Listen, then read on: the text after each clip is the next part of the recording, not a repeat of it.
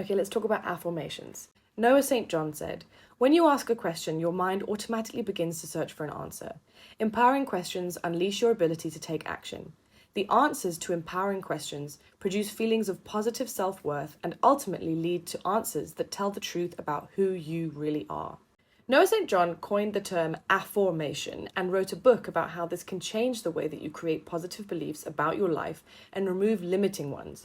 I, for one, have always been a bit skeptical about affirmations. I get the concept. It's a statement of something that you would like to be true in your life. For example, a classic affirmation is, "I am rich." The problem is, for many people, when they say things like, "I am rich," their brain responds, "Well, no, you're not, at all. In fact, you're broke as shit." That means that you don't believe these positive statements that you're telling yourself. For this reason, any affirmations I have tried to write and repeat to myself have fizzled out because the pesky nagging voice in my head is always louder. I have a fantastic therapist coach who suggested that I look into Afformations instead, and this is how I found out about Noah St. John and his new spin on them. An affirmation is an empowering question that assumes that what you want is already true or has already happened. For example, in this case, instead of saying, "I am rich," you could affirm, "Why am I so rich?" Using your brain's embedded presupposition factor, which means that your brain is programmed to search for answers to questions, your mind starts to search for the answer to your new question, which causes your mind to focus on what's right with you and what you have, rather than what's wrong with you and what you lack. Here's another example. Affirmation, "I deserve the best, I accept the best now." Affirmation, "Why do I deserve the best? Why do I accept the best now?" Asking your brain questions rather than making statements subconsciously triggers your brain to search for an answer.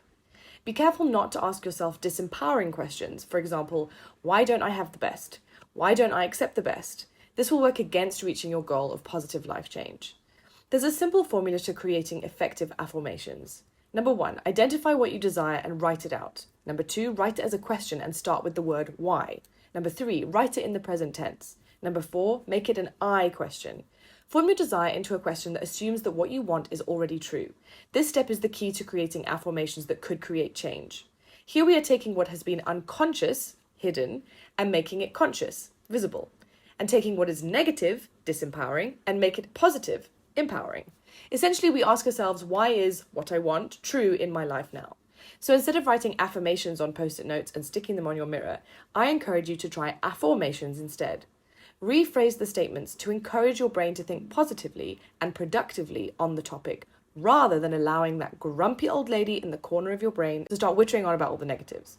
Repeat them to yourself throughout the day and see how it shifts your energy and your perspective. Here are some for you to try. Why am I so healthy? Why do I take responsibility for my health? Why do I take such good care of myself? Why do I treat my body with love? Why do I let myself be open to love? Why is my life totally filled with love? Why are my relationships so loving and healthy? Why do I make good money doing work that brings me joy? Have a go and let me know how it goes.